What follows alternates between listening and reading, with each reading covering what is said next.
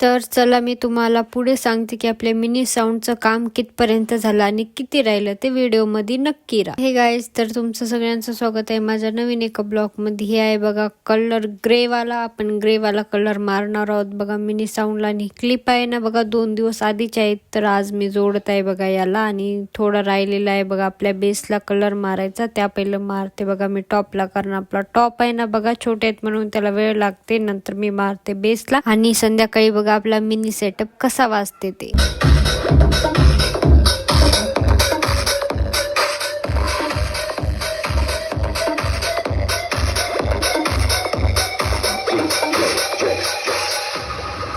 तर हे 12 वाला बेस आहे ना बघा, तर त्याचा काय विषय झाला की एक स्पीकर खराब झालाय बघा त्याचं. तर इकडे मी टॉपला जाळी आपली कट करायला घेतली होती, म्हणजे माप वगैरे काढलेलं आहे ना. आणि आता कट करत आहे बघा मी जाळी, कारण ते जाळीला पण जंग लागला होता, कारण खूप दिवस झाले त्याला आणून. त्यानंतर मग मी एका टॉपचं कट केलेली आहे जाळी आणि आता दुसऱ्या टॉपची पण कट झालेली आहे बघा संघ. आणि एक मी मोठी केली आहे, कारण मला एक ती छोटी वाटत होती म्हणून मी एक मोठी केली आहे बघा. आणि त्यानंतर मी मागवल्या होत्या बघा 4 साड्या, म्हणजे कलर वगैरे त्याचे बघू शकतो तुम्ही, खूप भारी आहेत आणि मला पण आवडले. तुम्हाला कशा वाटल्या ते कमेंट बॉक्स मध्ये नक्की सांगा. त्यानंतर मला मारायचा होता बघा 1 स्पीकर वाल्या बेसला कलर, म्हणजे कलर तर ऑलरेडी मारून ठेवलेला होता, पण ते थोडं राहिलं होतं बघा, कारण असं ते कलर मारल्याच्या नंतर पण सांदा सुटत होत्या. तर त्याच्यानंतर मग मी छोटी काडीनं त्याच्यात म्हणजे लावत होते कलर वगैरे. त्यानंतर ब्रश आता टॉपला पहिले करत आहे, कारण टॉपचं पण थोडं राहिलं होतं. आणि इकडे बघू शकता तुम्ही मी टॉपला बेसला बराबर कलर मारून घेतलेला आहे बघा. आणि आपल्या मिनी साऊंडचं काम खतम झालेलं आहे बघा. आणि थोडं राहिलेलं आहे, म्हणजे जाळ्या वगैरे लावायच्या आहेत.